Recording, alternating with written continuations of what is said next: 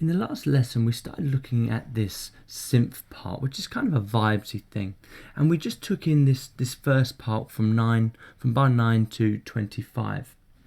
It's slightly different after that point. So if we scroll down to bar 25 here, and we look at the synth part, it's gone down onto this bass clef. However, when I've done mine, because of the instrument that I've been using, and I've just duplicated this first synth vibes part and created a new track called Synth Vibe 2. I have edited it a little bit, and I'll show you that in a minute. I've actually done this up an octave to what's written. So keep that in mind when you're looking at my score. It is actually up an octave to what's written. And depending on the sound that you choose, you might want to drop that down. So just be very aware of that. The actual part that I've got is slightly different, and I've noticed a few things that I wanted to change. This happens in two areas of the song. So let me just come away from the score for a minute and have a look at this. So it happens in the pre-chorus. So the first one was happening in the verse, and it was this little riff bit, and now we've got the next bit in this pre-chorus, and it's just an 8-bar loop which I've doubled and used twice. So let's have a look at the parts and see how you guys can input this to start off with. So if I zoom in here, you're going to notice that my grid looks very, very different at the minute.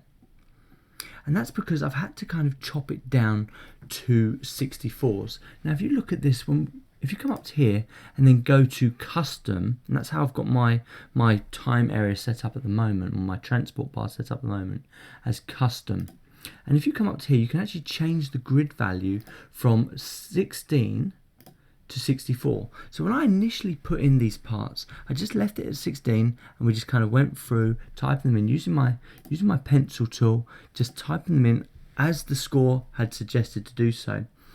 But then I noticed that there's these doubles or these repeat bits, and that's really happens at the beginning. It's kind of like, this sounds like a kind of trill type thing where it's da-da, like that, or you've got this kind of upward arpeggio that happens really, really quickly. In order to input that, if you were playing it in, you could just kind of play it in really quickly, but in order to get that in typing, you do have to take your grid size right down, and that's where this 64 came into play. So I just kind of knocked it down to 64 so I could get the divisions, and then I had to kind of zoom in a lot more. So if you zoom in, you'll see the kind of things that I'm kind of getting here. So I'm noticing that this first one is just a doubled chord, but then it goes on to this kind of upward arpeggio, which is kind of, and if I just play that to you very quickly so you can hear what it sounds like, because you're not going to get this from the score, okay? This is not included in the score, so you will need to look at this and you will need to play around with it and make sure I've got it right. And if you think that you've got it slightly different, or you think your way is better, absolutely. Remember, it's a listening task now. You're going to have to listen to the track and see what you think, and that's where having the whole track in time really helps, because you can kind of pinpoint where all these parts go. So if I just loop these first two bars, so take that down to about bar 26, and let's press play, and you'll hear what I've got so far.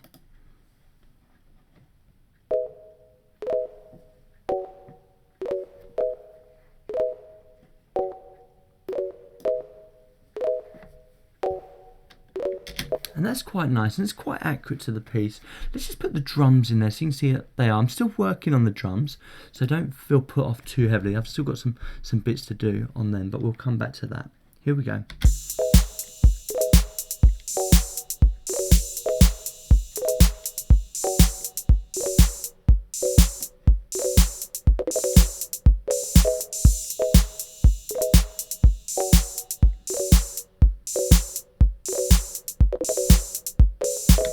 And there is another part to that as well, so it's slightly different. And once again, I have written this up an octave, and I will share these screenshots so you can have a little look at this and see how you could input this. So the next thing, let's go back and have a look at the instrument that I'm using for this. So let's bring up my instrument track, and it's the ES2 again. And remember, I've just duplicated it, and if you want to know how to duplicate, what I did there was I just selected this part and I pressed this little duplicate button there, and that gave me exactly the same sound that I had for the actual riff. From there, I've just edited it ever so slightly. So I've brought down the cutoff point, I've brought down the attack a little bit, and I've brought down the decay a little bit. I've also turned the tone value down to a little bit more darker. Because I've written it up an octave, I did need to take it down a little bit and make it a little less bright. Once again, I'll share this so you can have a see how I've got it, but you should be looking at improving these sounds.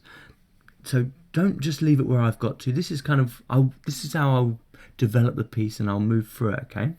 So next thing we need to look at is, remember, I've also included my reverb. So you look, I've inputted this bus 1. One thing I didn't explain last time is how to set up a bus. Now when you've got these little bits here, you can just click on this and hold and come down, and you can just set up a bus from here. And once you click on one of these empty regions, it will open up this bus channel. So if I click on the bus channel, you can see now that's my reverb, and I've just turned it up ever so slightly. Remember, I'm just trying to get these parts to gel together. So the next thing that I've got is the panning. I'm hearing this second bit slightly off to the right speaker, so I've just nudged it over a little bit, and I've also brought the volume down. Now that's pretty much all I have to say about that part. So I'm going to leave you guys to get on with that.